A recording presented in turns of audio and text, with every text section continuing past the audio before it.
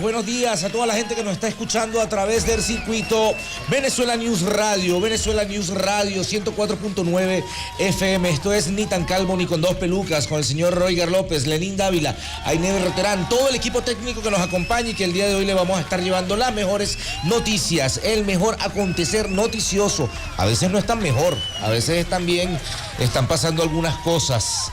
Algunas cárceles llenas de cocodrilo, pero le vamos a estar llevando toda la información. También el día de ayer se develó una conspiración macabra, terrorista, plagada de una serie de fake news para atacar a Venezuela con el elemento iraní por el medio, donde supuestamente iban a salir unos cohetes, unos misiles balísticos hacia los Estados Unidos. Así que bueno, vamos a estar llevando esa información el día de hoy. Muy buenos días, señorita Ainebe Roterán. Buenos días, muchachos, buenos días a todos los que nos escuchan por Caracas 104.9 FM, Táchira y Sur del Lago 101.7, Aragua 102.5, Anzoátegui 99.3, Maturín 88.1, Trujillo, Portuguesa, Barinas, Apure 89.1, Nueva Esparta 106.5 y Carabobo 92.7 FM, y quienes nos sintonizan a través de todos y todas nuestras plataformas digitales como Circuito BN Radio y nuestra página web, la primera página web del país, venezuela-news.com. Buenos días, muchachos, ¿cómo están? Buenos días. Feliz martes, feliz miércoles 2 de julio, 7 y 5 de julio. la mañana. Tenemos muchísima información el día de hoy. Así es, así que comenzamos la mañana de hoy, miércoles 2 de junio, con un repaso de las noticias más importantes. Presentamos los titulares más destacados. Diosdado Cabello denuncia intento de ingreso de detonadores remotos para ataques terroristas en Venezuela. El vicepresidente sectorial de Política, Seguridad Ciudadana y Paz, Diosdado Cabello, informó que los organismos de inteligencia y seguridad del Estado incautaron en Táchira detonadores remotos que serían empleados para realizar actos terroristas en las sedes del Consejo Nacional Electoral, el Tribunal Supremo de Justicia, Fuerte Tiuna y la Embajada de Colombia en Venezuela, también para atentar contra personalidades de la revolución y la oposición venezolana. Asimismo, el ministro Diosdado Cabello presentó el organigrama criminal donde figuran extremistas opositores tales como María Corina Machado, Juan Pablo Guanipa, Iván Simonovic, Edmundo González y otros colaboradores, y denunció que la derecha venezolana ha actuado sin escrúpulos y que la misma ha usado dinero del narcotráfico para la compra de armas, explosivos, pagos de sicarios, bandoleros y terroristas. Vamos a escuchar al vicepresidente sectorial. Aquí nosotros ya comenzamos a darle vuelta. Aquí están los alcaldes, los grupos armados con los cuales, cuántos hemos capturado, quiénes operan, quienes han venido operando en la trama, porque es que esto es una trama que está unida. Aquí la política de la derecha venezolana perdió la vergüenza totalmente. Los escrúpulos, no hay escrúpulos.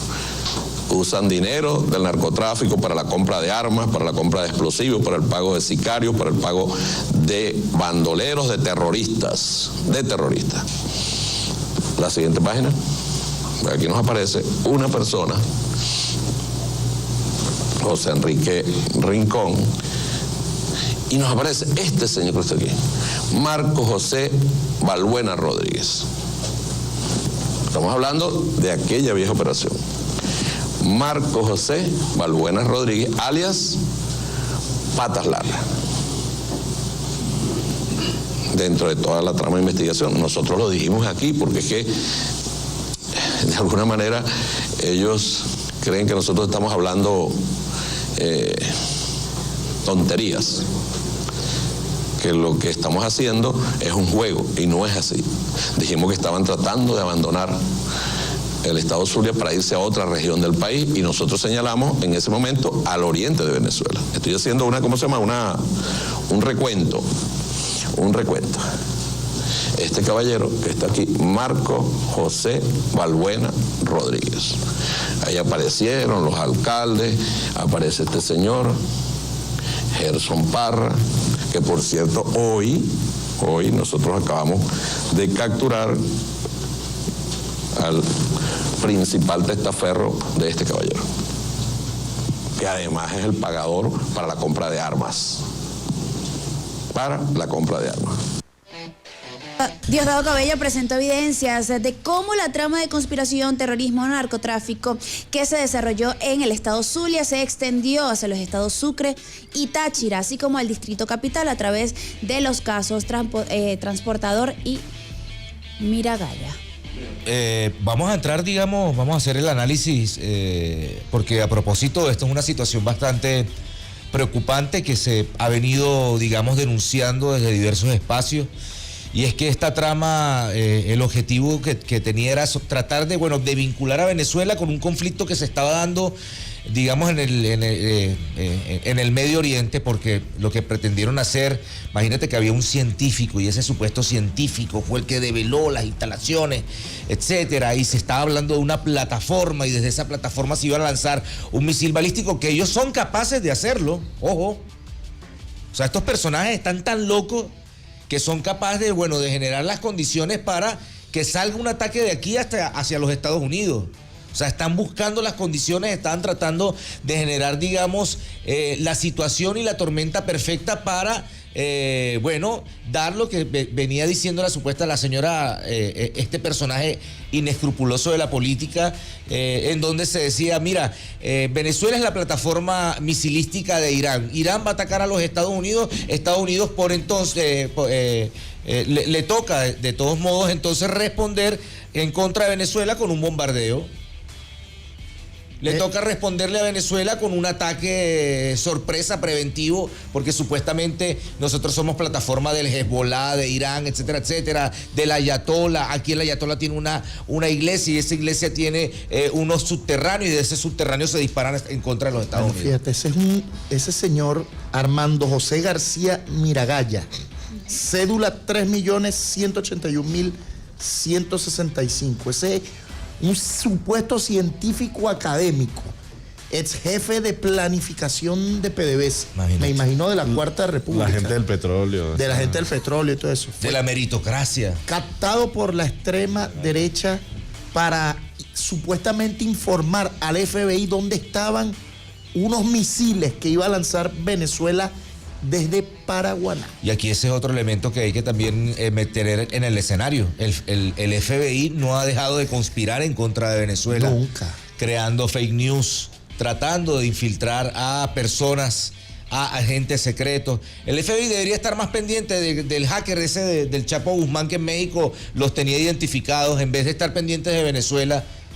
Así que bueno, esta noticia, esa denuncia que salió el día de ayer, es una denuncia que debe preocuparnos y ocuparnos. Los organismos de seguridad están detrás de de este intento de saboteo, de terrorismo, en donde se mezcla la política con el narcotráfico, en donde el narcotráfico es el elemento logístico para tratar de atacar a lo interno, de asesinar al presidente Nicolás Maduro, porque había unos dispositivos electrónicos, unas bombas que se iba supuestamente a generar desde el Fuerte Tiuna, se iba a atacar el Consejo Nacional Electoral, se iba a atacar el TCJ. Lo mismo que cuando nosotros fuimos... La Embajada de Colombia. La Embajada de Colombia. Mira, lo mismo, es que ese plan no ha acabado. Es lo mismo que cuando nosotros pudimos tener la posibilidad de entrevistar a Salvatore Mancuso en la cárcel La Picota, ¿verdad? Nos dijo...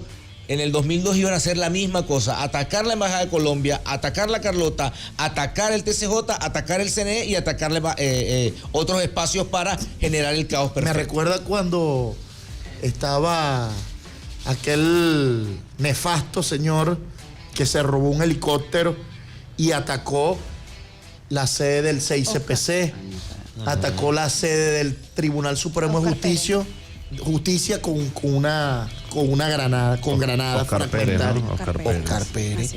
Bueno, venían dentro de esos dispositivos que me imagino contienen C4 dentro de un caucho.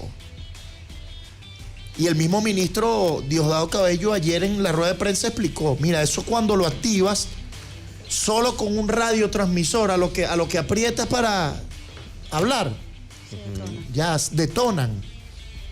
O sea, venían dentro de un caucho. Y no es que no, eso lo inventaron, porque salen siempre a decir esto. Eso lo metieron ellos ahí. No, ahí está el video cuando el carro, ese vehículo que venía desde Colombia, con este señor que capturaron, confesando, salió la grabación de este tipo, este sujeto confesando, y cuando, los agentes de seguridad del Estado en cierta alcabala en la frontera están sacando dentro del caucho estos dispositivos explosivos que venían allí camuflados, pues, para pasarlos acá a territorio venezolano. Seguimos con la noticia, Ainé. Claro que sí, porque el ministro ayer Diosdado Cabello, vamos a ampliar un poco esta información, decía ayer al respecto de este caso Miragraya, que mencionó que el ciudadano Armando Miragraya, de 72 años, académico y científico, aseguraba al FBI dónde estaban ubicados los supuestos cohetes iraníes en Venezuela. Vamos a escuchar. Miragraya. Este caballero que está aquí.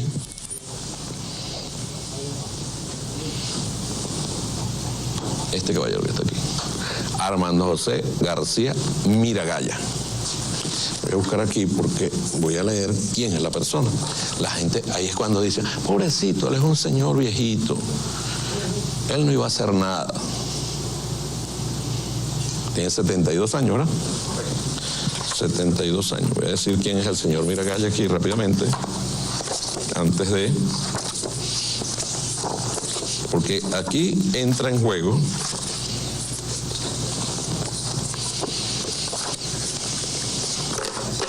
mencionado ciudadano se desempeñó como vicepresidente de Planificación y Control de la empresa estatal Petróleos de Venezuela, Sociedad Anónima, en el 2003 y secretario general del Movimiento de la Séptima República. Es un profesor de química, académico, científico, que tiene a su ex esposa en Estados Unidos y lo pone en contacto con el FBI porque él le va a decir dónde están ubicados los sitios de lanzamiento de los cohetes iraníes en Venezuela. Entonces, imagínense esto, ¿no? Están dándole consistencia con un académico ante el discurso de la señora que quiere que bombardeen a Venezuela, que quiere que lancen cohetes contra Venezuela, que lancen misiles contra Venezuela sin importar dónde caigan, porque su obsesión es el poder. Necesitaba alguien que validara un científico. ¿Quién mejor que un científico? En el mundo académico. Este señor, ponme ahora el organigrama de ese caso. Este señor busca un teléfono, un Samá, que no era el de él.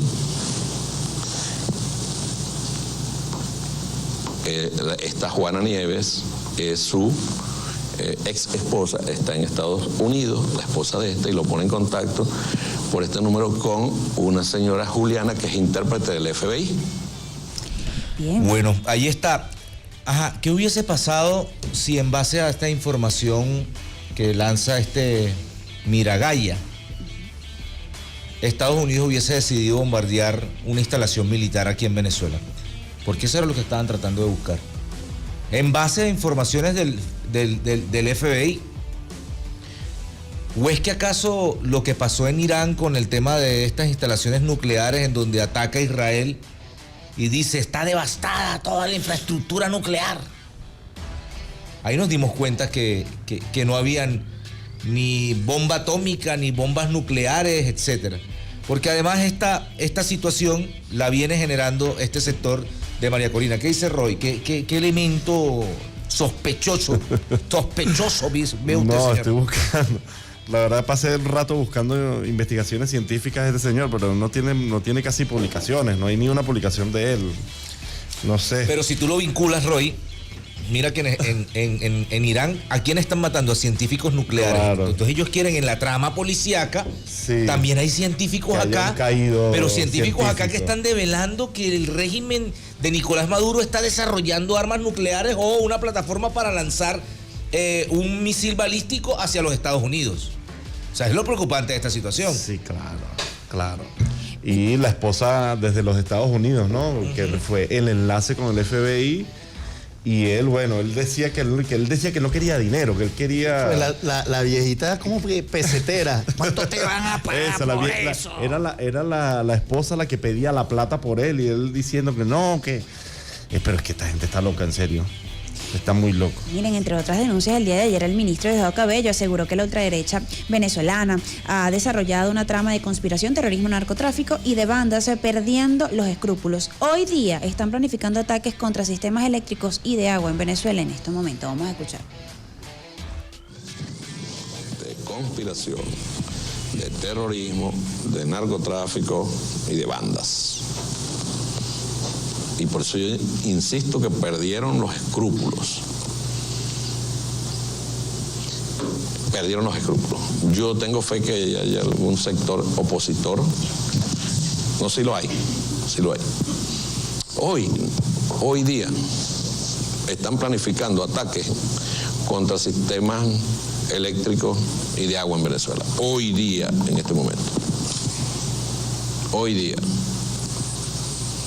Es el desespero que tienen. Son sectores que perdieron los escrúpulos a la hora de hacer política. No tienen ninguna vergüenza. Cuando tú lanzas una granada de esa, a pesar de ser personal, cuando dicen personal, ¿no? Personal es todo el que esté ahí. Cuando tú colocas un explosivo de eso, ¿por qué tiene que poner un explosivo en un hospital? ¿Por qué tiene que haber como objetivo un hospital? Porque vive al pueblo. Y quieren aterrorizar al pueblo. ¿Por qué ponen como objetivo a los puestos policiales? ¿Por qué los ponen? Porque están las fuerzas policiales, entonces quiere demostrar que están débiles.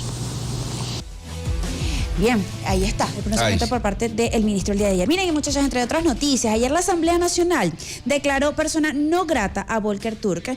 Es tan asesino quien mata como quien lo encubre. Este martes, en sesión ordinaria, la Asamblea Nacional declaró persona no grata al alto comisionado de la Oficina de Derechos Humanos de la Organización de las Naciones Unidas, Volker Turk. Es importante destacar, asimismo, el presidente de la Asamblea Nacional afirmaba que es tan asesino quien mata como quien lo encubre, refiriéndose a la inactividad de Turk ante la violación de los derechos de miles de niños venezolanos que se encuentran lejos de sus familiares. A su vez, el presidente de la Asamblea Nacional alertó que la palabra venezolano se ha transformado en un objetivo de guerra. Vamos a escuchar. Los niños se lo niegan con 4 años de edad. Kendra de Los Ángeles a Las Torres tiene 12 años. Y ahora se encuentra en un peligro real, en un mundo hostil, infestado de xenofobia, de racismo, de odio, de fascismo, donde la palabra venezolano se ha convertido en un objetivo de guerra, donde la palabra venezolana significa una especie de patente de corso para agredir, para atacar, para mancillar. ¿Qué delito, señor Marcos Rubio, ha cometido Ashley Yaciel Hernández, de 6 años de edad? Que no se nos olviden esos nombres, diputadas y diputados. No merecemos que se nos olviden esos rostros, ni esas sonrisas, ni estas fotografías. Que cuando estemos con nuestros hijos, nos obliguemos a seguir luchando para que esta niña vuelva a los brazos de su madre. Que cuando abracemos a nuestras nietas, a nuestros nietos, quienes nos tengan, que sepan que hay una abuela llorando en este momento en Cabimas porque le robaron a su nieta. Que hay una abuela en La Vega, nuestra parroquia de Caracas, que clama porque su nieta, que está en una institución y que la pasan de hogar sustituto a hogar sustituto a hogar sustituto, que no es otra cosa que una caja registradora, eso no se puede llamar hogar sustituto. Porque en la mayoría de las veces Y en la mayoría de los casos, esos supuestos hogares sustitutos ni siquiera son fiscalizados. Bien, ante esto, Camila Fabri, presidenta de la Gran Misión Vuelta a la Patria, expresó que las madres de los niños secuestrados en Estados Unidos la contactaron para exponer sus historias. Camila Fabri de Saab relató que fueron las mismas madres de los niños secuestrados en Estados Unidos que la contactaron por redes sociales y contaron sus historias muchas veces con miedo de todas las amenazas que sufrieron por parte del gobierno estadounidense. Vamos a escuchar. Yo estaba trabajando en el caso de Mike Ellis, nuestro pequeño milagro que ya regresó aquí a Venezuela, y en lo de los 252 venezolanos secuestrados en El Salvador. Y fueron las propias madres quienes comenzaron a escribirme por redes o a escribir a miembros del movimiento Free Alex Saab, porque todavía seguimos siendo un gran movimiento, y me contaron sus historias muchas veces con miedo de todas las amenazas que le hicieron allá en los Estados Unidos. Y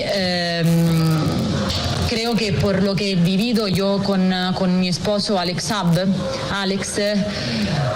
sé que significa vivir la injusticia, y me quedó imposible mirar hacia otro lado.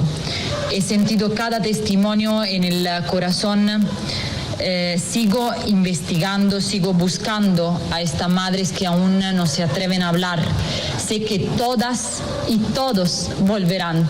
Sé que volverán los niños, sé que volverán los 252. Nosotros no descansaremos. Ahí está Camila Fabri a propósito de toda esta situación y de un despliegue, de una campaña, de la búsqueda incesante por estos niños que están secuestrados en los Estados Unidos, de apelar, inclusive de ir a Ginebra, de ir a diversos foros internacionales, las familias de las personas, no solamente de los niños, sino de las personas secuestradas. Ya ahí están hablando, ya ayer mostraron la cárcel de Alcatraz, Alligator, como una gran muestra por excelencia, una magna obra de supuestamente de contención de la migración que llega a los Estados Unidos. Ya se está amenazando inclusive a diversas personas, incluido también figuras políticas que lo hemos venido diciendo todos estos días. Pero por ejemplo, miren, este efecto, estilo Trump, gobierno de Milei deporta a familia palestina en acto de discriminación sin precedentes. O sea, este es el problema. Lo que pasa es que aquí este efecto dominó encuentra a personas, a seres miserables, como un Milei, como un Daniel Noboa, como este personaje Bukele, que están dispuestos a ser inclusive más miserables que Cristina Noen y que el señor Donald Trump con Marco Rubio, licuados con estos personajes que han venido atacando no solamente al pueblo venezolano, sino al pueblo latinoamericano, y que inclusive ese pueblo latinoamericano se está ya reflejando en protestas de calle en los Estados Unidos. Es impresionante cómo campos de concentración son publicitados a través de redes sociales, de medios de comunicación como algo normal. Cuando parecía que hubiéramos superado esto desde la Segunda Guerra Mundial, pues vuelven estas ideas fascistas y locas de tipos como Donald Trump, ya los mencionaste tú, Bukele, Noboa y otros presidentes en otros países en África que están aceptando estas prisiones para albergar a latinoamericanos, a africanos, a personas de cualquier tipo de nacionalidad. Y bueno, se dice que lo dijo además abiertamente Donald Trump, que el mostrar esta prisión ayer era para alentar a que la gente se autodeporte, a que salgan voluntariamente de los Estados Unidos, así hayan pasado 30, 40 años, 50 años en los Estados Unidos, haciendo una vida, pagando impuestos, etcétera. Pero se autodeportan ¿cómo? Porque hay gente que ya lleva presa 2 años. También. En la cárcel. También. Porque el negocio es la cárcel. Miren, la primera opción de cárcel a cielo abierto es Gaza. Ahí está. Es la primera política de ellos con el tema de la cárcel. Encarcelar gente. Decirle, mira, les vamos a regalar harina de trigo, y cuando se acercan a la harina de trigo le meten unos tiros a unos niños. Esa es la mayor cárcel a cielo abierto. Y está ahorita esta expresión. Ayer Donald Trump decía, tenemos unos policías vestidos de cocodrilo. O sea, ¿qué es esto? ¿A dónde va a parar este mundo? ¿Qué clase de miserableza es esta? E incluido el señor Elon Musk, que tampoco se salva. Que le están diciendo, miren, se me va para Sudáfrica si sigue así. Porque tú te la pasas criticándome el tema del presupuesto, pero la persona más subsidiada en el mundo y en la historia del mundo se llama Elon Musk. Por cierto, ya volvió a su bipolaridad y entonces alabó a Donald Trump ayer. Claro, porque es que Donald Trump le dice, papi, te vamos a quitar el subsidio de SpaceX, de Tesla, etcétera, etcétera. A mí nunca me gustaron los carros eléctricos. Y él los quería imponer como obligación para todo el mundo para que le siguieran dando plata. Más dice que es el hombre más subsidiado del mundo. Del mundo, sí. Y nadie dice nada sobre eso, pero si el subsidio fuera para los pobres, ahí sí sale mucha gente a decir, no, que eso es gasto, que eso es innecesario, que eso no debe ser, que el Estado no debe estar para eso, pero sí para financiar a un multimillonario. Pero es que eso está muy bien. Roy, eso está muy bello. Ellos siempre te dicen, no, es que el Estado no sirve para nada. Pregúntenle a Elon Musk si el Estado no sirve para nada. Elon Musk es el propio enchufado. Escucha, pero entonces cuando a ti te dicen también aquí en Venezuela, el Estado no sirve para nada, pregúntele a la familia de Lorenzo Mendoza si cuando ellos fueron ministros de Agricultura y Fomento en el 58, después de que tumban a Pérez Jiménez, ¿quién subsidió la Polar? Fue el Estado venezolano. ¿Ah? Y lo mismo todos estos personajes que odian el Estado, que el Estado hay que implosionarlo, porque ellos se tienen que estar pendientes de dar educación gratis, etcétera, etcétera. Y nosotros tenemos que mantener a estos manganzones, como Elon Musk, y pare usted de contar, como el Lorenzo Mendoza aquí en Venezuela. Bueno, lo financian los migrantes y sus impuestos, los impuestos que pagan allá. También. Además. Pero bueno. Para completar. Bueno, cosillas. 7:30 de la mañana. Vamos al primer corte de nuestro programa Ni tan calvo ni con dos pelucas. Ya volvemos.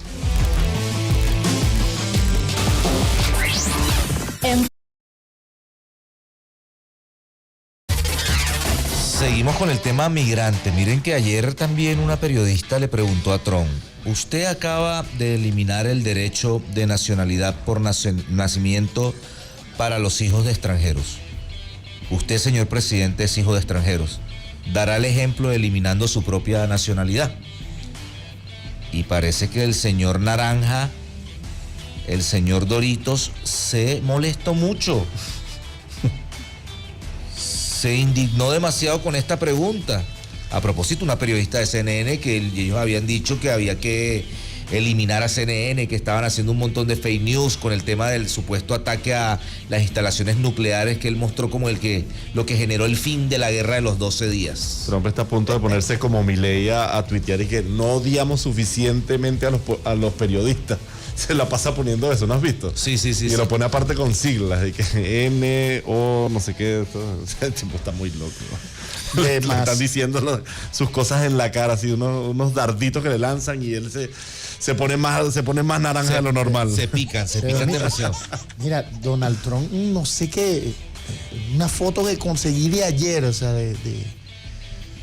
y está pero totalmente amarillo ese tipo, míralo, Carvajalino. Sí, porque ese bronceado de cama solar, ¿no? De cama solar con un poquito de jugo de naranja. Yo creo que de naranja y zanahoria.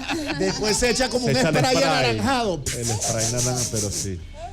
Lo peor para el colmo de Donald Trump es que esa zanahoria está cultivada por migrantes mexicanos allá en Estados Unidos. Yo creo que se broncea así con los lados para pero viste que también él está diciendo que no va a haber la política de arremeter en contra de los agricultores latinos, ¿no? En los Estados Unidos, que va a haber una política en contra de los trabajadores agrícolas y los trabajadores del turismo para no deportarlos, porque eso es lo que sustenta la economía de los Estados Unidos. Los 10 millones de mexicanos que pueden haber ahí.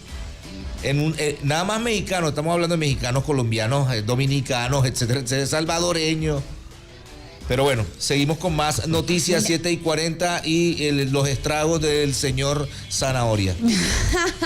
Miren, a propósito de los migrantes, la presidenta de México se pronunció al respecto. La presidenta Claudia Sheinbaum denunció la descriminalización de los migrantes y calificó de violatorio de los derechos humanos el nuevo megacentro de detención inaugurado este martes por Donald Trump. Vamos a escuchar a la presidenta Claudia Sheinbaum. Estamos de acuerdo en tratar a los migrantes como criminales.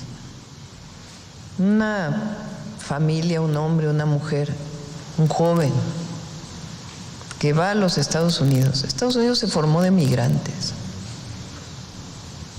Es un país que se formó de migrantes de muchos lugares del mundo. Y además, particularmente los migrantes latinos y los mexicanos son muy importantes para la economía de Estados Unidos. Es lo que hemos estado aquí planteando. El querer que catalogar a un migrante como criminal o pretender la deportación de millones de migrantes, como dicen, pues le va a afectar a la economía de Estados Unidos. Digo, viéndolo desde su perspectiva. Bien. La cantidad de economía, o sea, el número de la economía que generan los migrantes es una cosa brutal. Yo no sé cómo este plan se va a mantener a largo plazo. Ni siquiera a corto plazo. Ni a corto, es verdad. Ni siquiera a corto plazo. Parece más bien un tema de propaganda. Lo que sí hay que decir es que Donald Trump dijo ayer que había arrestado a más de 2.700 miembros del Tren de Aragua y que eran unos animales indeseables. Sí. Y se refirió a los venezolanos como animales.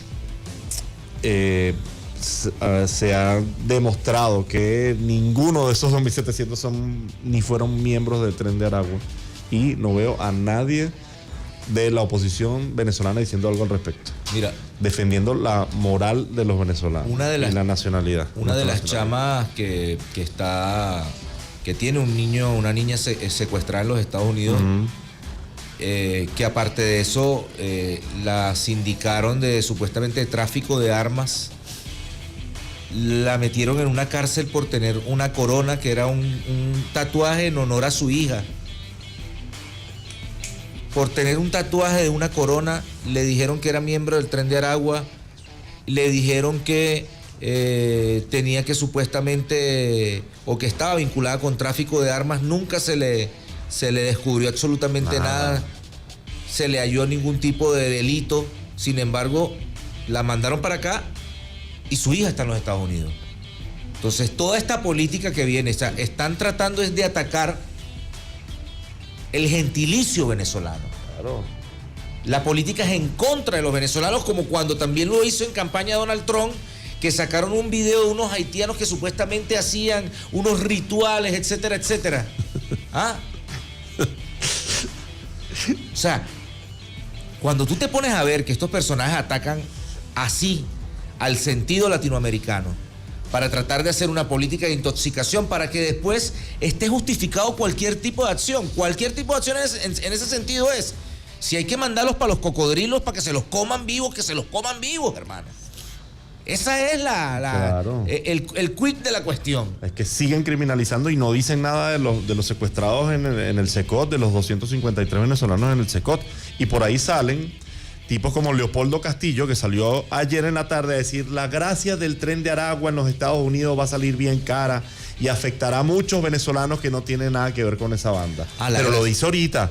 Pero haga una simple búsqueda Tren de Aragua en la cuenta de Leopoldo Castillo. ¿Cuántas noticias no ha puesto él del Tren de Aragua? El Tren de Aragua en los Estados Unidos, en Colombia, no sé dónde, en todos Chile. Lados. En todos lados. Es que puso demasiadas noticias. Aquí tengo captura. No menos de 30 noticias hablando del Tren de Aragua en los Estados Unidos. Entonces, ahora, pero borra antes de decir una cosa como esta, por lo menos.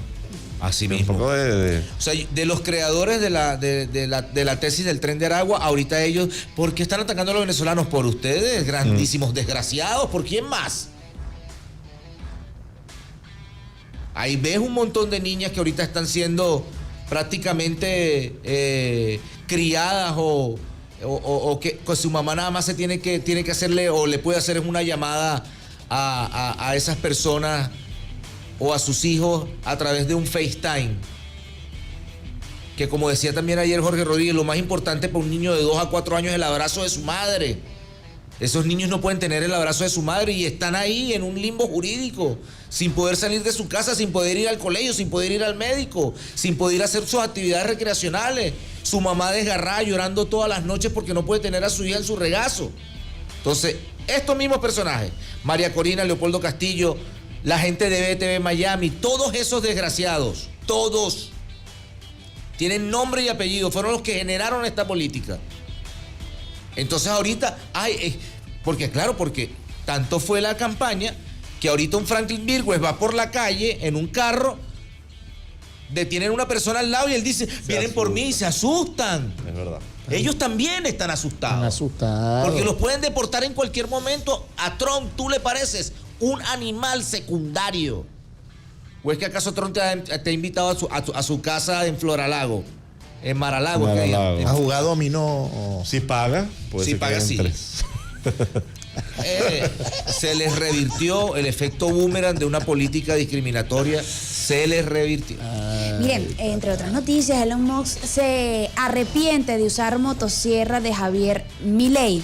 El CEO de Tesla, dueño de X y expresidente del Departamento de Eficiencia Gubernamental de Estados Unidos, Elon Musk, expresó su arrepentimiento por el gesto que realizó con motosierra otorgada por el presidente argentino Javier Milei durante la conferencia de acción política conservadora. Por medio de su plataforma X, Musk reflexionó sobre esta acción y admitió que faltó empatía. Milei me dio la motosierra entre bastidores y la usé, pero en retrospectiva le faltó empatía, publicó Musk en su red social X. ¿A quién le faltó empatía? ¿A la motosierra o a Milei? Nosotros le decíamos en esa época cuando yo sacó la motosierra, la única motosierra que no tenía empatía era la motosierra que utilizaba Álvaro Uribe Vélez en Colombia para asesinar campesinos. Por ejemplo, esa motosierra sí no tenía empatía. Esa sí no. Pero bueno, ay Dios mío. Debe entrar en crisis, Milei debe estar en crisis después de esta declaración. En crisis, brote psicótico. Y JP Morgan, ¿qué dijo en estos días? Que había que tener cuidado con el desastre económico de Milei, con la bicicleta financiera de Milei. Ajá. ¿Ves? No lo dijo Carvajalino, ni Lenín, ni Roy. La JP Morgan, que es tan querida por ellos. JP Morgan, y papá. Bueno, entre otras noticias, en Argentina exige suspender el fallo que desde Estados Unidos sacude el sector energético. En Argentina, la administración de Milei exigió este martes la suspensión de una polémica sentencia emitida por el Tribunal de Nueva York de Estados Unidos. Fallo que ordena al Estado transferir el 51% de sus acciones de YPF a dos fondos de inversión. Manuel Adorni, vocero presidencial, afirmó en X: la sentencia es jurídicamente inaplicable, y aclaró que el Estado no tiene en su poder esas acciones ni puede transferirlas, confirmó el Ejecutivo de Argentina. Ay, papá, Dios mío. Pero es que hasta desde Estados Unidos bombardean a Milei. Vamos a ver qué pasa y cómo queda la soberanía argentina, si asumen o no asumen el dictamen, el dictat de este tribunal en los Estados Unidos, que le dice: miren, la mayoría accionaria no la puede tener el Estado, quítense acciones, que vienen otros personajes. Lo cierto es que la empresa Yacimientos Petrolíferos Fiscales, en sus siglas YPF de Argentina, corre peligro de que se la arrebaten a los argentinos. Bueno, esto es culpa de Milei.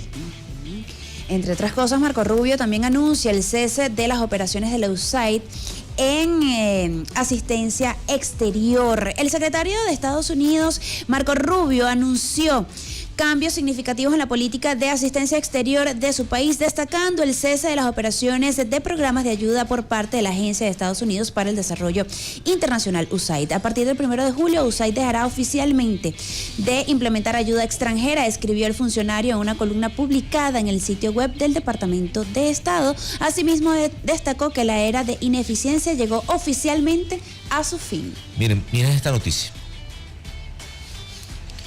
En diarios de Israel se venden terrenos de la Patagonia chilena y argentina. En una aguda intervención en el programa Entrevistas de Frente, el medio Revistas de Frente, el analista internacional Nicole Hadwa profundizó en una serie de hechos que según él configuran una amenaza directa para la soberanía de Chile, vinculada al avance del sionismo en América Latina y en particular el interés israelí sobre territorios estratégicos de la Patagonia. Hadwa partió contextualizando la reciente visita de Javier Milei a Israel y los encuentros que sostuvo con figuras del sionismo internacional en Argentina, Europa e Israel. Uno de los resultados más inquietantes de dicha agenda, advierte Hadwa, fue la eliminación por parte del presidente argentino de la norma que impedía a extranjeros adquirir tierras en zonas fronterizas. Eso abre la puerta para que millonarios sionistas compren terrenos en la Patagonia Argentina con límites directos con Chile, señaló. A su juicio se trata de un movimiento articulado, silencioso pero peligroso que ha sido publicitado e incluso en medios israelíes donde se ofrecen tierras en la Patagonia a precios irrisorios. Por eso es que nosotros decíamos, Israel se lanzó esa locura de tratar de supuestamente revertir el programa nuclear iraní. Pero por el otro lado, en medio de ese conflicto, el único presidente que ha visitado a Israel en esa contienda se llama el señor Javier Milei. Y había una ley que no le permitía a los extranjeros comprar tanto, o sea, por ejemplo, que comprar de una manera ilimitada territorio en Argentina. El tipo quita esa ley para que los extranjeros de manera ilimitada puedan ya tomar y comprar todas las tierras que les dé la gana. Así como tienen a un señor que es un inglés que tiene un lago allá en la Patagonia Argentina que dicen que manda más que los presidentes en Argentina. ¿Ve? Y ahorita los israelíes quieren comprar a precios irrisorios o sea, el peligro que representa esto, porque es que ojalá vinieran personas, que no todos los judíos son malos, pero vinieran personas de pinga, ¿no? Vienen los locos desaforados que dicen que hay que matar palestinos porque son unas cucarachas, que son unos animales que no merecen estar vivos. O sea, van a traer un montón de colonos sionistas para la Patagonia Argentina, ese es el proyecto. Imagínense la señora María Corina Machado si fuese presidenta con Edmundo González, que andan ahorita con el tema y que es Venezuela, el hot energético. Sí, andan con una campaña de un plan de vela. Hoy vi en la mañanita, Edmundo González devela plan de desarrollo energético, devela plan de desarrollo energético de Venezuela. Pues tiene unos planes secretos para Venezuela, de que esto va a transformarse y que dentro de pocas horas, además lo dicen, porque dentro de pocas horas viene. Pensé que iba a develar eso. ¿Cómo iba a llegar? Andan vendiendo humo permanentemente, hermano. Yo no sé hasta cuándo les... Venezuela para ellos es como una especie de showroom. Ajá, eso es. Petrolero, eso es. De gas, en donde ellos dicen, vengan para acá. Estamos abiertos de patas para que usted pueda comprar el petróleo y el gas y se lo lleve a precios irrisorios, como lo está haciendo Milei con las tierras argentinas. Estos personajes están dispuestos a entregar todo, territorio, soberanía, su dignidad, que ya la entregaron hace rato.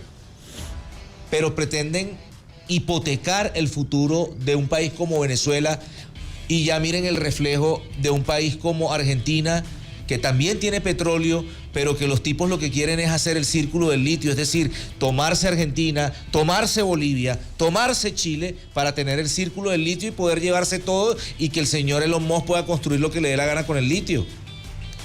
Es que es el plan que ellos tienen. 7:53. ¿Y Pascual? Ya lo tenemos. Listo. Dale, pues sí, porque se me hacía raro. Yo estaba haciendo tiempo. Pascual está despierto desde las 5 de la mañana en España. Está despierto ya y pega el horario de las 5 de la mañana, 6 de la mañana, y está pendiente para darnos la mejor información. Así es que nuestra brújula informativa entonces se mueve directamente a España con nuestro corresponsal Pascual Serrano. Y ahora Venezuela News se mueve a España. Adelante, Pascual, muy buen día. Muy buena, aquí llevo esperándole 6 horas. 12 horas. Buen día, Pascual, ¿qué nos tienes por ahí?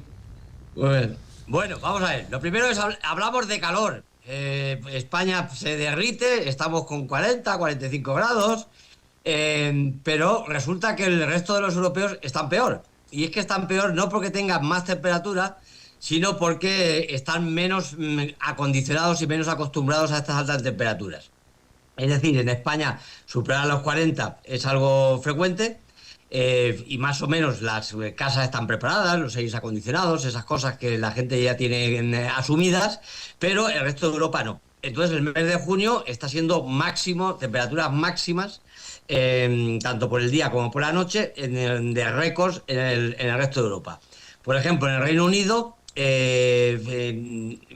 han registrado temperaturas de 33,6, que eso para ellos es mucho. 35 en Londres es mucho, hasta el punto de que los parques se desecan, el transporte público no se puede ir porque allí no tienen los autobuses, no tienen aires acondicionados, y los servicios públicos y los hospitales se están planteando la posibilidad de cierre porque no están acondicionados para este calor. En Francia ocurre algo parecido. Ha ocurrido ya varios años que hay oleadas de muertes en Francia por el exceso de calor, un mismo calor que aquí no nos morimos porque nos metemos en un supermercado por lo menos y ya hay aire acondicionado. Entonces, el Ministerio de Sanidad e Interior han dicho que están en alerta roja 68 ciudades porque están por 8 grados más de lo habitual. Han dicho también que con temperaturas de 41 grados en algunas zonas supone que como el 25% de las casas no están climatizadas, que tienen que cerrar los edificios públicos y lo mismo los transportes. Los colegios solamente hay un 7% adaptados y entonces han cerrado 1.350 escuelas.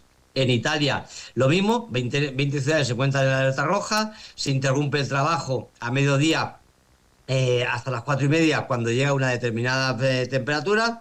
Alemania, el transporte público también está colapsado de calor porque no tiene aire acondicionado y los lagos y los ríos están llenos de gente para enfriarse. Si las clases se suspenden, si la temperatura llega a los 25 grados en Alemania, si eso fuese en España no habría ningún colegio abierto. Y en Turquía lo que se ha producido son incendios forestales que han obligado a evacuar a más de 50.000 personas. Así que eso es lo que está pasando en Europa, que nos morimos de calor. O calor o lluvias, y bueno, pero he escuchado gente que está en Europa que está movido bastante el calor, sobre todo ahí también en Francia, que la cosa es insoportable. Seguimos con más noticias, señor Pascual. Bueno, lo siguiente va sobre la libre circulación de ciudadanos en la Unión Europea. Ustedes saben que había un acuerdo dentro de la Unión Europea, que era el acuerdo de Schengen, que decía que no había fronteras dentro de Europa. Dentro de los países del acuerdo de Schengen, uno circulaba de un país a otro sin pasaporte, sin DNI y, por supuesto, sin control de fronteras. Claro, esto ya con el tema de los emigrantes ya todos ya se va a paseo y ya los gobiernos ya no quieren saber nada de eso. Es decir, por ejemplo, recuerdan que se criticaba al principio a Italia porque no dejaba entrar en las barcas a los que venían de África. Entonces, cuando Meloni dijo que les dejaba entrar y les invitaba a continuar hacia Alemania, entonces ya Alemania lo que hizo fue cerrar la frontera con Italia. Hace unos años Alemania lo que cerró la frontera también con Polonia para que no siguieran entrando a Alemania los que estaban en Polonia. Entonces son fronteras Schengen, son fronteras que en teoría deberían de ser porosas, ¿no? Y entonces Polonia se quejaba de que no podían pasar de Polonia a Alemania porque les habían puesto una frontera que en teoría no corresponde. ¿Ahora qué ha ocurrido? Pues que también Polonia ha puesto la frontera con Alemania. Es decir, los alemanes se dedicaban a enviar a Polonia los que habían entrado en su país y querían que se fueran, ¿no? Entonces lo que ha hecho Polonia ahora es cerrar la frontera con Alemania. Alemania cierra la frontera con Polonia para que los emigrantes no entren y Polonia cierra la frontera con Alemania para que los emigrantes no vuelvan, ¿no? Lo que ha dicho los partidos de la derecha de Polonia, de la derecha de Polonia, que saben que gobiernan, es que está claro que los alemanes ya han perdido toda inhibición, simplemente están trayendo coches enteros de inmigrantes y la Guardia de Fronteras no puede hacer nada. Por supuesto, también ha cerrado Polonia sus fronteras con Lituania para que no le entren por el este y antes ya la tenían con Bielorrusia, que eso ya era obvio porque no estaba en la Unión Europea. Es decir, aquí todo el mundo habla de solidaridad, pero nadie quiere inmigrantes. Europa, lo que debería de pensar Europa es de dónde vienen nuestros emigrantes y podrá comprobar que vienen de los lugares donde Europa ha intervenido militarmente con la OTAN o con armas. Libia, Siria, Irak, Palestina, pues de allí vienen los emigrantes. Si tú bombardeas Siria, si bombardeas Libia y bombardeas Irak, pues entonces vienen los emigrantes de Siria, de Libia y de Irak. Imagínate. Seguimos con más noticias. Ay, Dios mío, este mundo está demasiado loco. Seguimos con más. Tercera noticia, señor Pascual. Bueno, ustedes se acuerdan de Angela Merkel, ¿no? La que era canciller alemana liberal, de derechas, del Partido Conservador, y como suele ocurrir con los presidentes europeos, cuando dejan de ser presidentes empiezan a recuperar el sentido común, es decir, cuando ya no están sometidas a las presiones que están sometidas como presidentes. El caso es que Angela Merkel ha dicho que el conflicto ucraniano solamente puede resolverse a través de la vía diplomática y el diálogo entre las partes involucradas. Ha dicho en una entrevista de radio. Y dice, así superamos la Guerra Fría y así debemos superar lo que nos depara el futuro, alegando que es positivo que varios países europeos hayan vuelto a hablar con Rusia. Sin diálogo, esta guerra no terminará.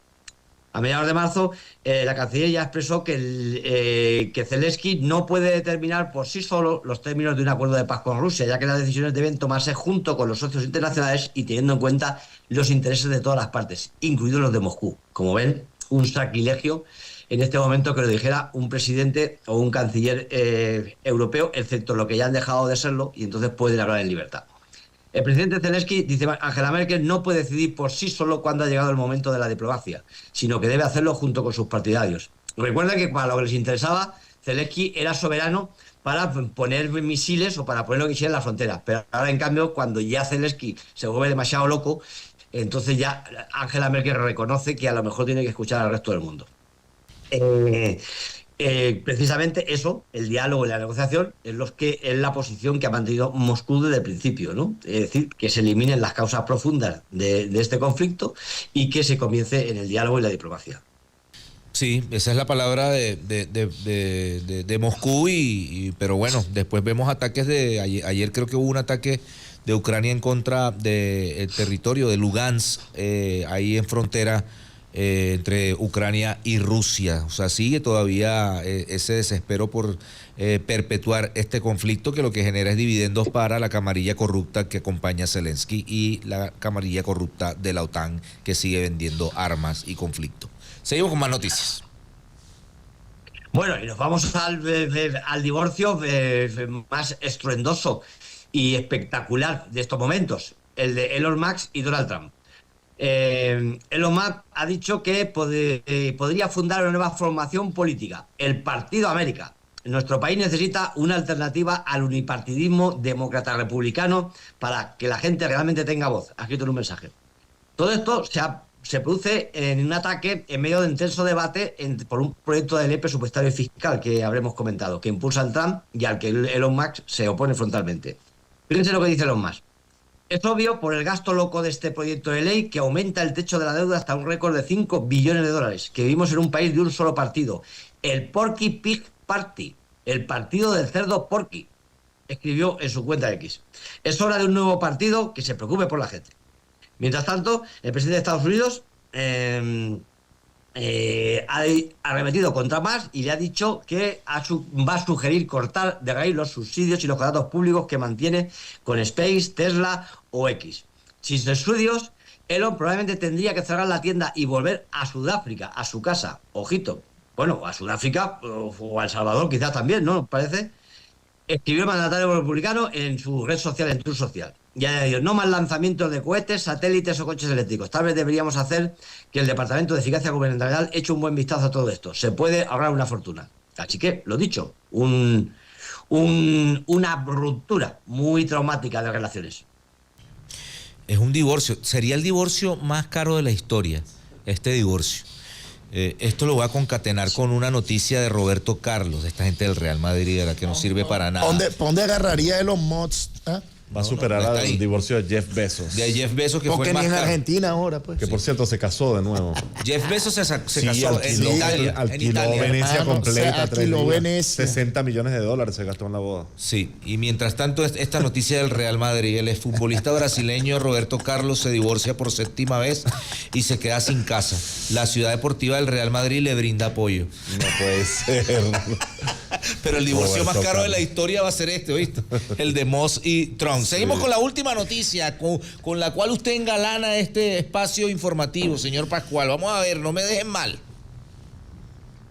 Bueno, pues nada, resulta que tantas décadas de vivir con tanto plástico, pues ha acabado con plástico en todas partes. estos microplásticos, son partículas de menos de 5 milímetros, han llegado al Ártico, a la fosa de las Marianas, al Himalaya, hasta dentro, todo lo que comemos, dentro de nuestro cuerpo, y unos investigadores españoles han comprobado que han llegado tan dentro de nuestro cuerpo que han aparecido el plástico en los óvulos y en el semen.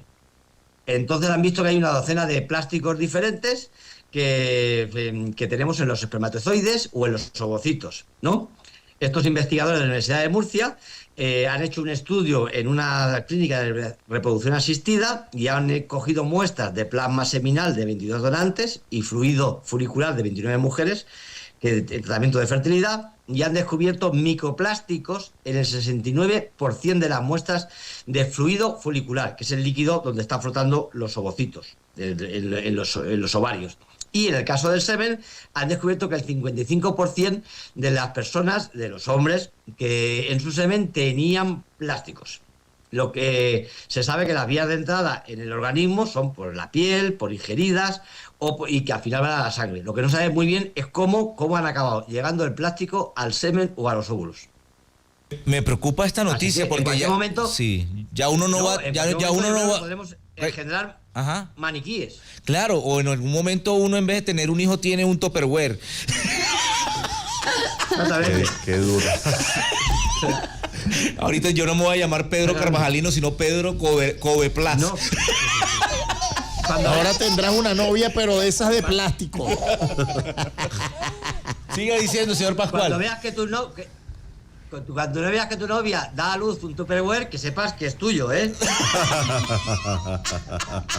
Pero no. Si es negro... Pedro no se va a buscar eso. Pedro se va a buscar una novia de plástico que no le pelee, que no le pida nada y que haga todo lo que él diga. Un hijo de plástico. ¿Qué dice, señor Pascual, para cerrar este capítulo? Es que las noticias que saca Pascual, de verdad, te pasas. Pascualiño. Al final le dirás a la novia, ese Tupperware no es mío porque es negro. Dios mío. Bueno, terminamos estas 5 noticias importantes desde Europa con nuestro corresponsal Pascual Serrano desde España, dándonos a veces malas informaciones, pero siempre cierra con una noticia curiosa en las mañanas de Ni tan calvo ni con dos pelucas. Vamos a oír un corte y ya regresamos. Muchísimas gracias. Ten buen día, Pascual. Mira, rápidamente nuestra brújula informativa se mueve directamente para Siria con nuestro corresponsal Bashar Barassi. Y ahora Venezuela News se mueve a Siria. Bashar, buen día. ¿Qué noticias nos tienes por allá desde Siria? Hola, muy buenos días y muy buenas tardes desde Damasco. Realmente seguimos con todas las noticias y informes sobre la etapa postguerra que tuvo lugar entre Irán y Israel. También junto con Israel estaba Estados Unidos, por supuesto. Ahora la noticia más destacada en estos últimos días es la visita que pretende el primer ministro israelí, Benjamin Netanyahu, realizar a Washington, donde se reunirá con el presidente Donald Trump para abordar varios temas. Realmente la fecha de la visita de Netanyahu a Washington ya está confirmada. El primer israelí se dirigirá el lunes 7 de julio para Estados Unidos para abordar con Donald Trump dos temas principales, Irán y Gaza. Antes de su visita, Netanyahu envió al ministro de Asuntos Estratégicos, Dermer, para coordinar y hacer todos los preparativos para su visita. El tema principal realmente y sin duda es el tema de la guerra con la República Islámica de Irán. Varios medios de comunicación israelíes y informes de centros de investigación confirmaron que Netanyahu tratará de convencer a Donald Trump para dirigir otro golpe a la República Islámica de Irán ante, por supuesto, el fracaso de Israel en su agresión contra Irán, la primera agresión.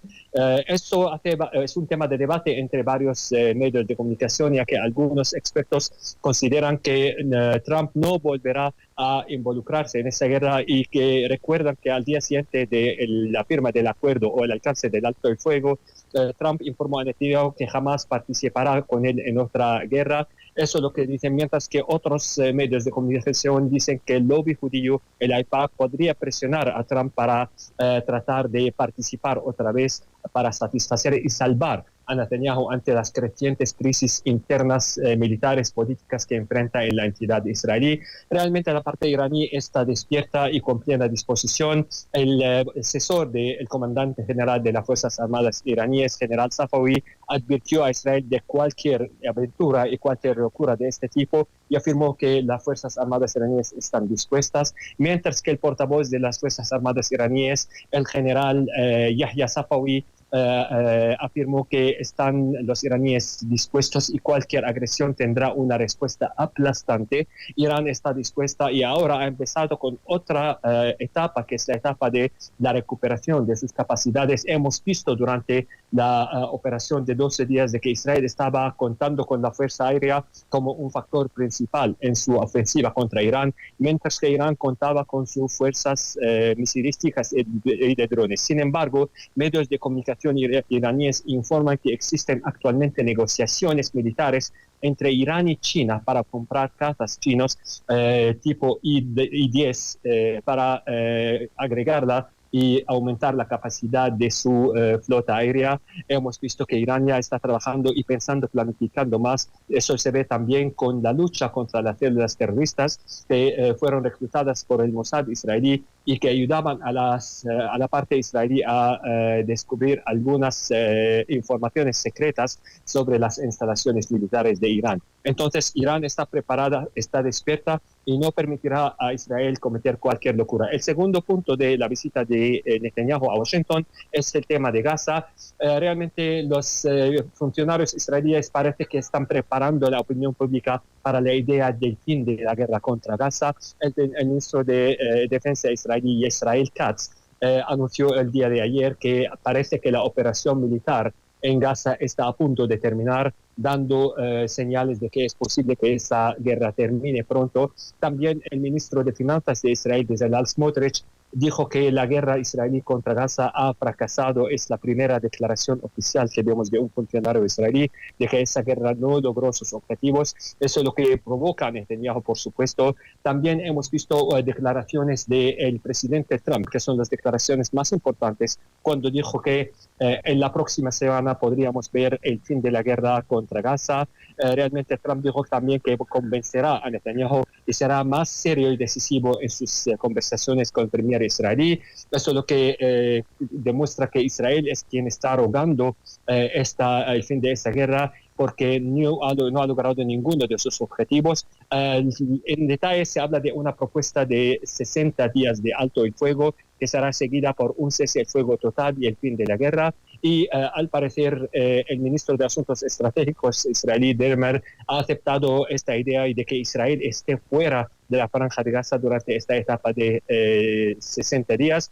El otro punto importante, que con este acercamiento del fin de la guerra, Israel está tratando de echar todo el poderío militar que tiene para matar aún más civiles. En el día de ayer solamente los ataques israelíes han dejado más de 100 muertos de los civiles palestinos, en su mayoría mujeres y niños, contra centros de refugio y también contra las colas de espera de ayudas humanitarias, que se han convertido en unas trampas para matar a los palestinos y ante el silencio de la comunidad internacional. Entonces, eso es un punto destacado de la operación contra Gaza. Pronto veremos un fin de la guerra según Donald Trump, pero la resistencia palestina es la que tiene la palabra final. Siguen las emboscadas del movimiento de la resistencia Hamas y de la Yihad Islámica, y el aumento de la cifra de los soldados israelíes que fueron asesinados durante el mes de junio es lo que impulsó a Israel y a Estados Unidos a correr los pasos y a acelerar las medidas para declarar el fin de esta guerra. Pasamos a Siria ahora, donde muchos informes fueron emitidos durante los últimos días y las últimas horas, informando sobre el acercamiento de un acuerdo entre Siria y Israel. Un acuerdo, no sabemos si es de normalización de relaciones o de coordinación en materia de seguridad. Los informes y de las agencias de noticias se refieren, algunos consideran que serán acuerdos de normalización. Eso es lo que ha mencionado el canal allí, cuando dijo que Siria será el primer paso para la normalización de relaciones entre Israel y la región, y será seguida también, por supuesto, con Turquía y también con en una etapa posterior Arabia Saudita y Indonesia. Pero lo que nosotros sabemos es que todavía no existe ninguna reacción oficial por la parte, por las instituciones sirias. Son declaraciones que emiten medios de comunicación israelíes y algunos políticos, entre ellos también un rabino, se llama Abraham, que se reunió, dice, con el presidente Al-Shara en Estados Unidos, y ha llegado a varios puntos comunes entre él y el mandatario sirio. Entonces vamos a esperar lo que traen los próximos días. No cabe duda que ese punto también será uno de los puntos destacados de la visita de Netanyahu para Washington, pero lo que más llama la atención es que con todas estas noticias sobre posible acercamiento, sobre posible normalización, el régimen israelí, el ejército israelí sigue cometiendo violaciones contra la soberanía e integridad territorial de Siria. Las tropas israelíes avanzaron en los últimos días en el campo sur de Quneitra, al sur de Siria, y también ayer hubo un ataque con artillería contra la ciudad de Hadar, fronteriza entre Siria y el régimen israelí. No se entiende qué quiere este régimen. En paralelo con procesos destinados supuestamente a lograr la paz, el ejército israelí sigue violando la soberanía e integridad territorial de Siria, agrediendo y atacando a ciudadanos sirios dentro de su territorio, lo que de verdad demuestra la arrogancia y la tiranía de ese régimen usurpador. Bueno, sigue todavía este conflicto, el ataque en Gaza, el supuesto cese al fuego de 60 días. Y también el ataque a Líbano, ¿no? Todavía sí persiste ese intento de bombardear Líbano, ¿no, Bashar? Realmente el régimen israelí después de su derrota en Irán está bombardeando por cualquier sitio, en cualquier dirección. Esta locura de perder la guerra le hizo convertir en un monstruo, en un bestia, en un tigre herido, tigre de papel, por supuesto. Y eso le hizo atacar a varias zonas de Siria, de Líbano, de Palestina. Y nosotros hemos documentado más de 4.000 violaciones al acuerdo, el alto el fuego, documentado y firmado el 27 de noviembre del año pasado. Israel sigue cometiendo violaciones en el Líbano, atacando a inocentes civiles en sus localidades del sur, porque los civiles ahí insisten en volver, y también atacando a las posiciones del ejército libanés que intenta llenar el vacío que dejan las tropas israelíes. Sin embargo, están tratando de atacar incluso al ejército libanés y hubo varias víctimas entre los soldados libaneses. Por eso Estados Unidos con Israel están tratando de no extender la misión de las fuerzas internacionales en esta zona para evitar la documentación de más violaciones en el sur del Líbano. Así mismo, bueno, muchísimas gracias, Bashar, por tu reporte siempre tan completo a propósito de la realidad y de la guerra en el Oriente Medio. Nos vemos en una próxima oportunidad. Un abrazo. Gracias, Bashar.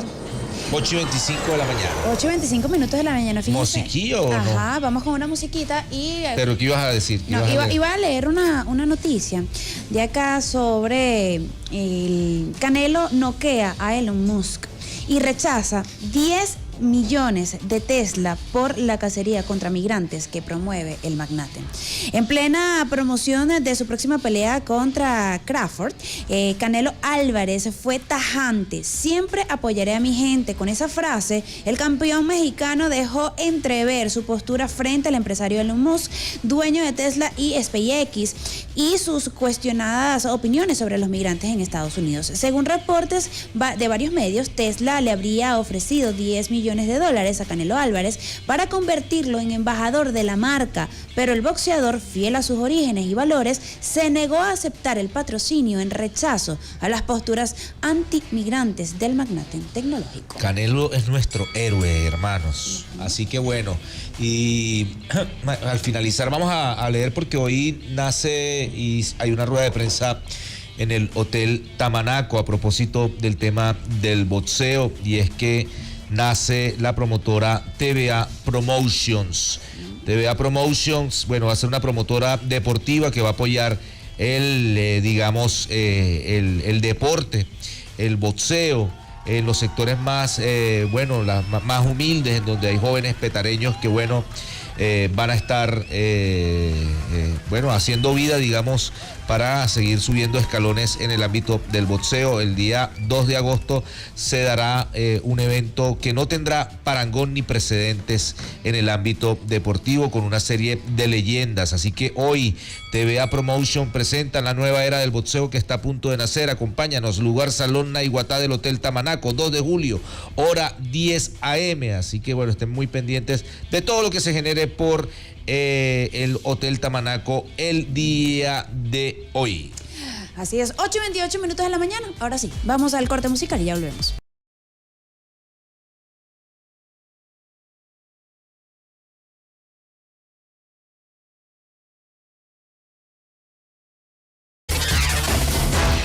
Seguimos.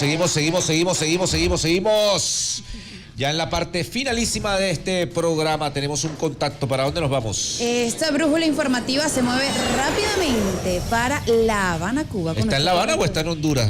Está en... creo que está en La Habana. Bueno, él estaba en Honduras recibiendo un premio hace 2 días. Hace unos días. Pero ahorita lo vamos a confirmar con nuestro corresponsal, El Necio. Y ahora Venezuela News se mueve a Cuba. Está en La Habana. Compañeros, ¿cómo le va? Sí, ahí los estaba escuchando, ya he regresado a La Habana después de Felicitaciones. el periplo, los días que tuve por Honduras. Felicitaciones por ese reconocimiento. El Necio. Ahí está, muchísimas gracias, sí. El Necio se está convirtiendo en una figura internacional del periodismo combativo, hermano. Hermano, a Jorge lo conocen en todos lados de América Latina. Perdón, a Pedro.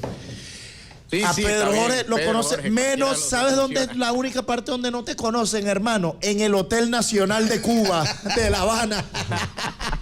La seguridad muy estricta ahí. Muy increíble, ¿eh? Oye, ¿cómo les va? Tenemos muchísimas noticias hoy en contexto. Adelante, hermano.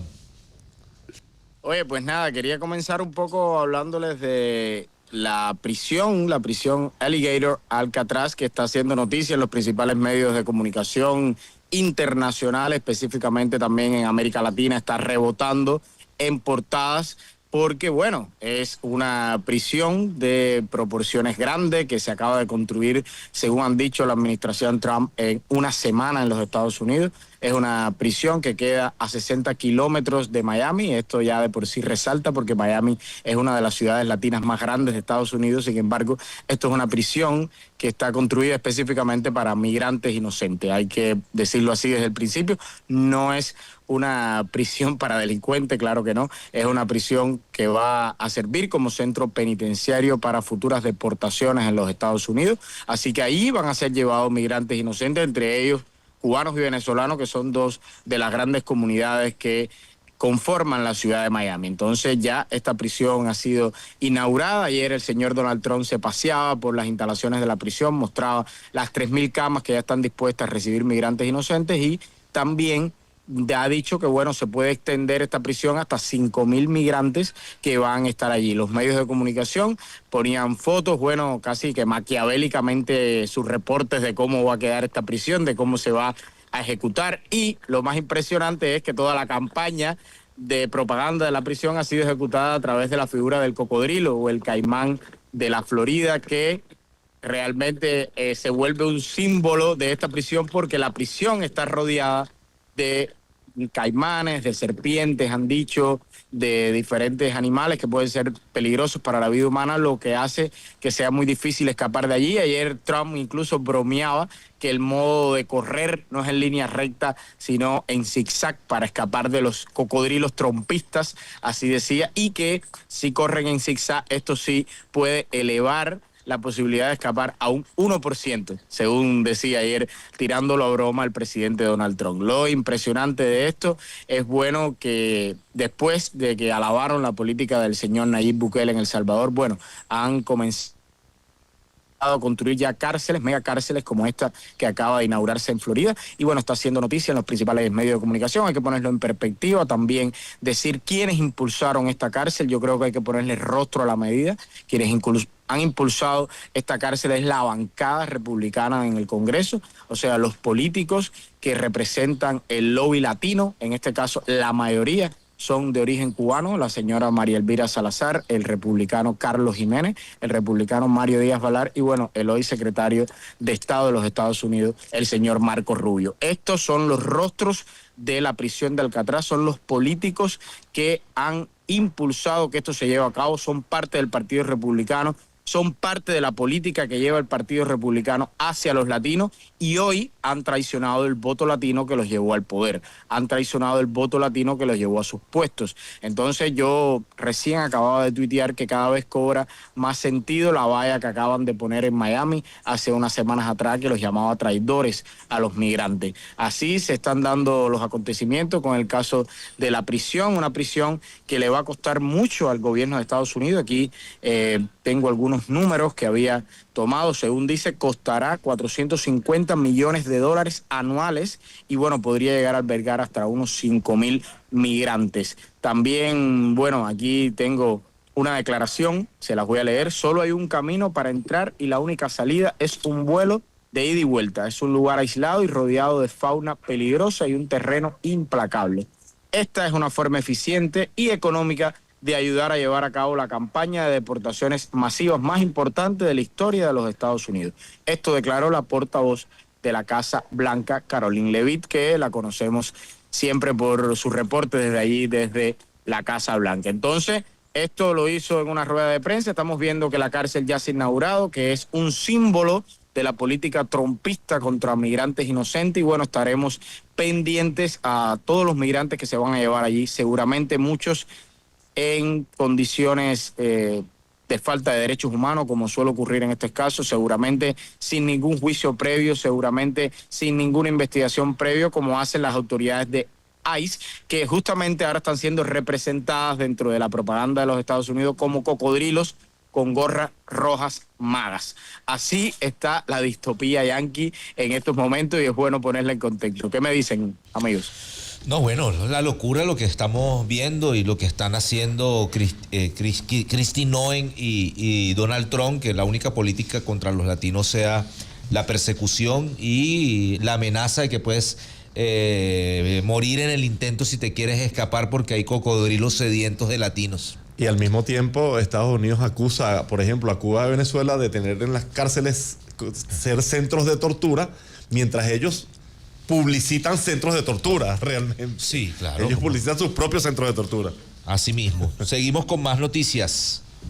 Así mismo es, bueno, a la par de esta noticia que estamos viendo donde se está imitando de alguna manera la política carcelaria del señor Nayib Bukele, bueno, allí en El Salvador las cosas están sucediendo de manera distinta. Bien sabemos que el señor Nayib Bukele es un presidente que tiene una alta popularidad dentro de El Salvador, que logró un segundo mandato y que para muchos resolvió como el problema principal de El Salvador, que era, bueno, la cantidad de homicidios diarios y la violencia que había generada en ese país, pero bien que sí lo ha hecho, uno, violando los estatus constitucionales porque la reelección fue inconstitucional. Esto ha sido demostrado por varios medios de comunicación internacionales, no solo por medios locales de El Salvador.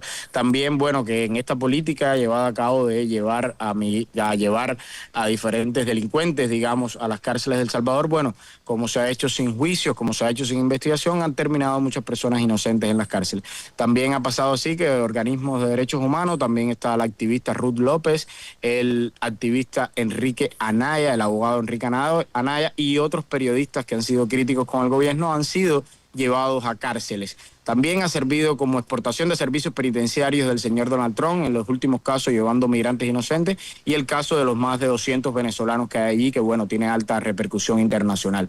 Y bueno, ahora se acaba de salir una investigación de la Universidad Centroamericana que queda allí, una universidad jesuita de alta importancia en El Salvador, una investigación que dice que 6 de cada 10 personas en El Salvador teme ser llevada a la cárcel o algún tipo de represalia si critica el gobierno de Bukele. O sea, estamos viendo una concentración del poder mayúscula, una concentración del poder que hoy está llevando a la sanción de la ciudadanía, a la ascensión del periodismo y a la sanción de los activistas por los derechos humanos. Esta es la situación real de El Salvador, o sea, no estamos sacando una investigación y haciéndolo desde afuera, estamos hablando de que la Universidad Centroamericana que queda allí en San Salvador, acaba de sacar una investigación académica que demuestra que 60% de la población de El Salvador teme ser llevada a la cárcel o que ejecuten algún tipo de sanción sobre él solo por hablar o criticar al gobierno de Bukele. Esto son situaciones que parecen paradójicas porque a la par de que el señor Donald Trump alaba el gobierno de Nayib Bukele, a la par de que trata de imitar su política carcelaria, bueno, allí dentro de El Salvador las personas, la misma ciudadanía está pensando de manera distinta, está sintiendo miedo por poder expresar su opinión. Así están sucediendo las cosas. Bueno, 8:44 de la mañana. Todo el mundo anda con miedo de ser encarcelado. Estos personajes se convirtieron en unos secuestradores de niños y unos carceleros de la democracia. Yo imagino que la respuesta de Bukele va a ser recortarle fondos a la universidad siguiendo lo que hace Trump en Estados Unidos. Recortar fondos y criticar. En cualquier momento se va a París porque en la Semana de la Moda de París También lo criticaron también. Entonces anda muy preocupado por esa situación. Adelante. Oye, pues de acá también brincamos para otra noticia que desde ayer está acaparando titulares, que es que acaba de salir, seguramente están al tanto, un nuevo memorándum de seguridad nacional del gobierno de los Estados Unidos que refuerza la política hacia Cuba. Seguramente ayer ustedes u hoy lo tuvieron en las noticias. Bueno, el señor Donald Trump ha sacado un nuevo memorándum de seguridad nacional. En este caso, para ponerlo en contexto, es como una actualización y una reedición. Esto se ha dicho poco en medios internacionales, parece algo nuevo, ¿no? Y realmente no es tan así. Es una reedición y una enmienda de ya un memorándum presidencial de seguridad nacional que salió a cabo el 16 de junio de 2017. O sea, el memorándum de seguridad nacional número 5, ya este memorándum de seguridad nacional en el 2017, que es un memorándum de la primera administración Trump, ya definía muchos de los puntos que este también va a definir. En definitiva, es un memorándum que va a servir nuevamente, en este caso, para perseguir las remesas a Cuba, obstaculizar de la mayor manera posible las remesas hacia Cuba, también obstaculizar el envío de combustibles hacia la isla, así lo dice textualmente el memorándum, no es que estoy tratando de dar una opinión, también buscar medidas nuevas para impedir el turismo hacia la isla, sobre todo cortar de raíz el turismo que llega de los Estados Unidos y también restringir los viajes educativos y culturales que son como una de las excepciones del embargo de los Estados Unidos hacia Cuba, ¿no? Entonces, esto es un memorándum que realmente lo que se hace es reeditar, que se enmienda, que se vuelve a sacar a la luz, pero que no obstante esto vuelve a poner en contexto, vuelve a poner en debate, bueno, cuál es la política a seguir del gobierno de los Estados Unidos hacia Cuba, teniendo en cuenta que estos son medidas económicas, medidas de asfixia comercial que están en contra de la democracia participativa internacional, puesto que el señor Donald Trump ha dicho que el embargo se va a mantener pese a que el mundo entero y que las Naciones Unidas consideran por amplia mayoría que es una política obsoleta, que es una política que tiene que ser eliminada, que es una política que viola los derechos humanos y que es una política que a quien realmente afecta es al cubano de a pie. Entonces, el señor Donald Trump ha dicho que no, que la política de su país va a ser la continuación del embargo, pero no solo la continuación del bloqueo en este caso, sino también el recrudecimiento, o sea, cómo aplicar nuevas medidas. Incluso el memorándum habla de que en 30 días ya le deben presentar una serie de propuestas de cómo recrudecer, de cómo imponer nuevas sanciones hacia La Habana. Entonces, esto es un memorándum que sale a la luz, que vuelve a poner en debate cuánta asfixia, cuánto daño, hasta cuándo el gobierno de los Estados Unidos le puede infligir daño a un pueblo que realmente tiene muy poco, pero lo poquito que tiene lo trata de solidarizar con el mundo, lo trata de compartir, porque esa es la realidad de mi pueblo. O sea, cuando uno camina por las calles de Cuba se da cuenta que gente muy humilde, gente muy pobre, lo que hace es compartir, ayudarse. Entonces es una política que afecta a la gente de a pie. Esto a la par contrasta con la política, por ejemplo, que está llevando a cabo el gobierno chino con Cuba, que acaba recién de inaugurar una nueva política comercial de traer a través de su principal aerolínea Air China carga comercial hacia Cuba. O sea, ya hubo un vuelo, esta es la última noticia que traigo hoy en desarrollo, ya hubo el primer vuelo con más de 20 toneladas de ayuda comercial y de intercambio comercial hacia la isla. Y estuvo, por ejemplo, el ministro de Transporte, dijo que esto se inaugura una nueva puerta de posibilidades comerciales a través de la aerolínea Air China, que opera hace años en la isla, pero nunca había dado el paso de traer, en este caso, carga comercial. A partir de ahora, vuelos desde Air China llegarán a la isla con carga comercial. Ha dicho también el embajador en La Habana, el embajador de China en La Habana, que Cuba es un lugar excelente por quedar entre América del Norte y América del Sur para poder traer carga hacia esta zona y para poder distribuirla hacia otros países de América Latina.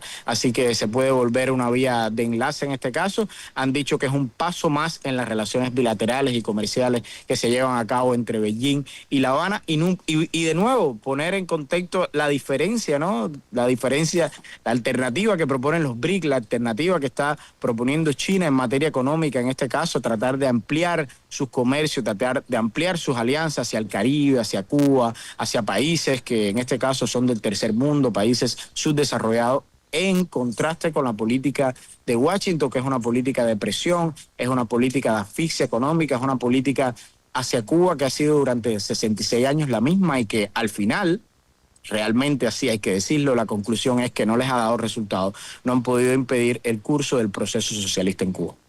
Así mismo, hermano, y volvemos al tiempo pasado con la impronta de Marco Rubio pretendiendo que no vuelvan los turistas estadounidenses hacia Cuba y tratando de bloquear nuevamente a través de estas expresiones que no han dado el resultado que ellos pretenden dar, que es ahora dar la democracia cubana y al pueblo cubano confinarlo a su mínima expresión. Ahí está el pueblo cubano resistiendo y bueno, son parajes en la historia que ya conocemos y que sabemos también cómo va a terminar. Después vendrá otro presidente demócrata y dirá, bueno, vamos a abrir los vuelos, etcétera, etcétera. Estamos en un paso adelante, 2 pasos para atrás con estos personajes y con esta locura de Marco Rubio como secretario de Estado.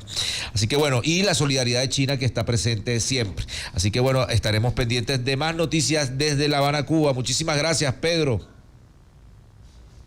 Gracias a ustedes siempre por esta ventana que se abre hacia las noticias internacionales, en este caso las noticias del Caribe, de Centroamérica, de América del Norte, y que pueda contactar con toda la audiencia de Venezuela News y del circuito VN Radio. Dale, muchísimas gracias, Pedro.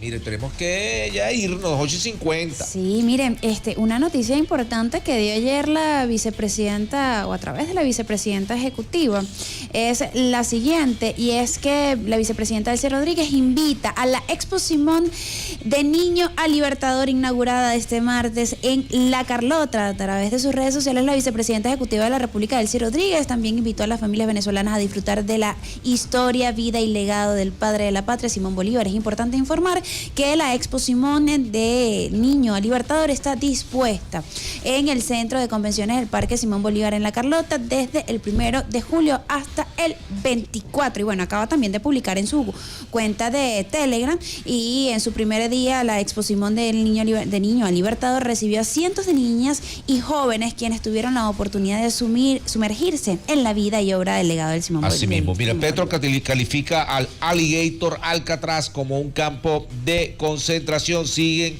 las denuncias, sigue la respuesta del pueblo latinoamericano y de los presidentes. A propósito, por ahí se develó un plan, qué cosa tan horrible, y ayer también lo decía el ministro del Interior, Diosdado Cabello, de que pretendían asesinar a Petro y después venir para acá, para Venezuela, en una campaña de doble rasero, de doble moral.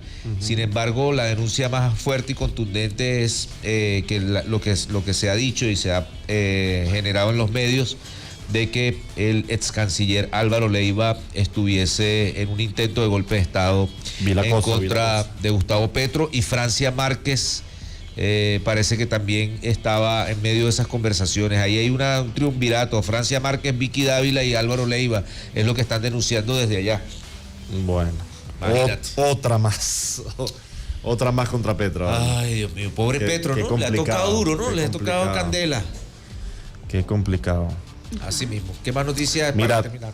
Sí, tengo por aquí una denuncia que hace una cuenta opositora, @Pablo Soto de oficial. Pablo Soto, cuenta verificada de la red social X, y dice así: en la página web de Guarimba Digital, Leiner, hay una imagen de apoyo. En la página web de Guarimba Digital, ¿sabes quiénes son Guarimba Digital? Sí, los argentinos, estos, sí. Los libertontos, estos que pasan 8 hasta 10 horas en un live alabando a María Corina. Sí, y que tienen entrevistas, bueno, han tenido entrevistas, entrevistaron hasta a María Corina el otro día, a Rick Scott, a Simonovi.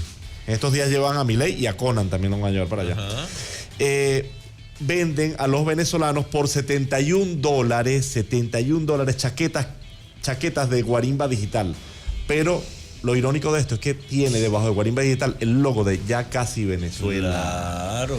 Pablo Soto dice qué obscenidad y qué asco. Y aparece el link y todo para que la puedas ver.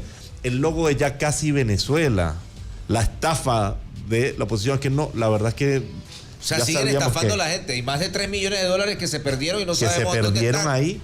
Y estos tipos agarran y ponen el logo de Ya Casi Venezuela como si nada, ¿no?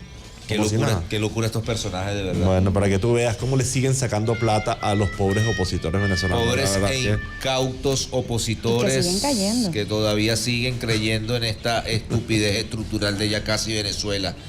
Pero bueno, nos vamos. Así es. Chao. Nos vemos el día de mañana. Mañana es jueves, ¿no? Mañana es jueves. Mañana es jueves. Mañana es jueves. 3 de julio. Empezó julio, papá. Y empezaron los memes también. Empezaron los memes. Lluvia de memes por julio. Chao, hasta luego. Chao.